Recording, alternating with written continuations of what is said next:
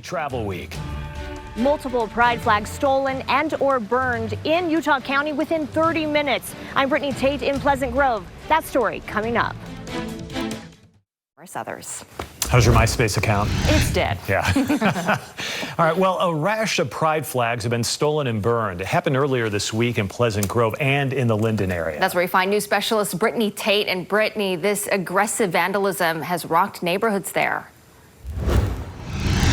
Yeah, that's absolutely right. Mike and Ashley, police investigators here at the Pleasant Grove Police Department that I spoke with earlier today, they told me that it's actually been a fairly quiet month up until Tuesday and Wednesday earlier this week. That's when a handful of pride flags were taken, stolen, and or burned. And they say in all cases, they believe that it's the same set of suspects because all witnesses reported seeing a gray SUV. Now we're going to start in Linden, where a very well-known dinosaur decoration was vandalized. The dino was holding a pride flag, which was stolen and left near the Murdoch Canal Trail.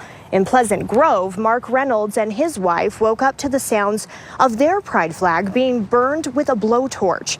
In the doorbell cam video that you can see, the suspects leave and then they return when the Reynolds are bringing the charred flag inside. One of the aggressors throws a firecracker at Mark's wife. It's shocking, and there was just tons of a lot of emotions, right? Like some tears were shed because honestly it was scary, the burning flag was on our grass.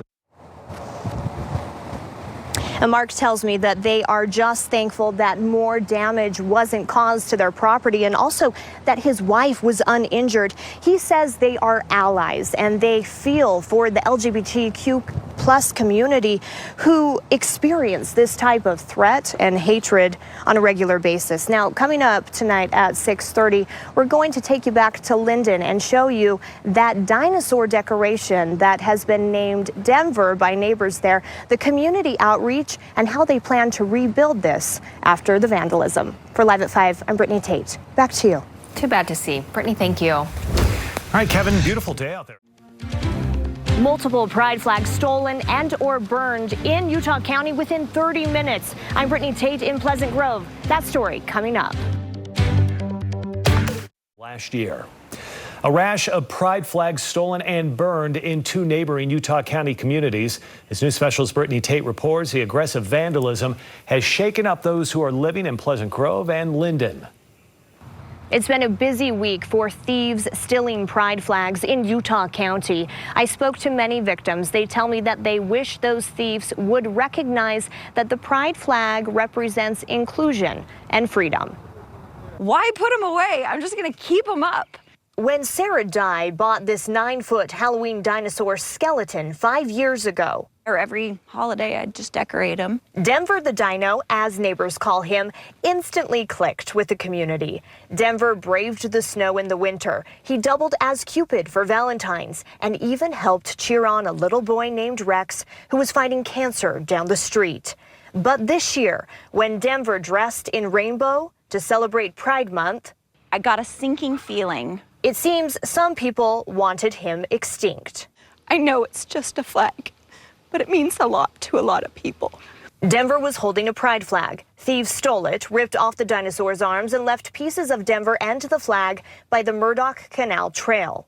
I think it's frustrating when things like this happen and no one knows what things people are dealing with behind the scenes. And the littlest thing can make someone break. Sarah, who identifies as queer, has dealt with a lot this month. Sarah's sister disowned them and watching their dog battling cancer. So the flag is my way of looking at something to have a vision for the future and have hope and freedom. And in Pleasant Grove, the Reynolds woke up to their pride flag being burned. When police arrived, they said it wasn't an isolated attack. They came over and said that that was their fourth call in the last 30 minutes.